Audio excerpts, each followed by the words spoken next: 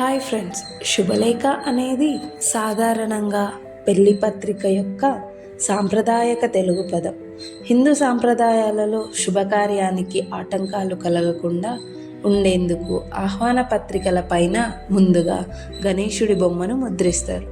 శ్రీరస్తు, శుభమస్తు వంటి మంగళకరమైన పదాలు లేదా శ్లోకాలు, వినాయకుడి లేదా ఇతర దేవతల చిహ్నం లేదా చిన్న బొమ్మ, వధూవరుల పేర్లు, వారి తల్లిదండ్రులు మరియు కుటుంబ వివరాలు, వివాహ తేదీ, సమయం అంటే ముహూర్తం మరియు వేదిక వివరాలు, తామెల్లరూ విచ్చేసి నూతన వధూవరులను ఆశీర్వదించి మమ్ము ఆనందింపచేయ ప్రార్థన వంటి ఆహ్వాన వాక్యాలు.